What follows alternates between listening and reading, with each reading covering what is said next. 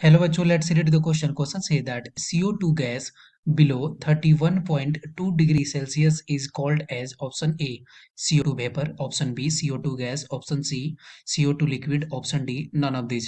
Discuss करते हैं। तो यहाँ पे इस क्वेश्चन को करने के लिए की कॉन्सेप्ट क्या हो जाएगा? की कॉन्सेप्ट हो जाएगा किसी भी गैस के लिए जो pressure temperature graph and temperature graph.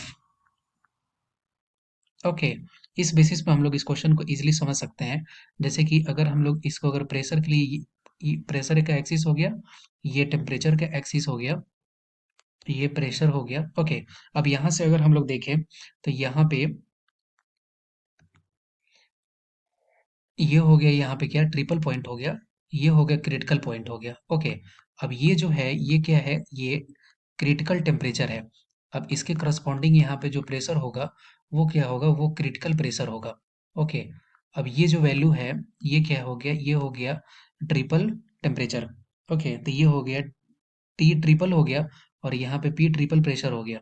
Okay, ये ट्रिपल पॉइंट हो गया, ये ट्रिपल पॉइंट है और ये क्रिटिकल पॉइंट है, ये critical point, critical point.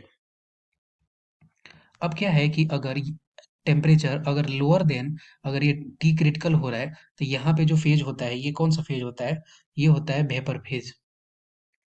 Vapour phase हो गया। ओके, अब ये वेपर फेज हो गया तो हमें पता है कि अगर CO2 के लिए अगर हम लोग देखें तो टी क्रिटिकल फॉर CO2 ये कितना होता है, ये होता है 31.2 डिग्री सेल्सियस। अगर इससे वैल्यू अगर कम आ जाएगा तो ये कौन सा फेज में चला जाएगा, ये चला गया है वेपर फेज में।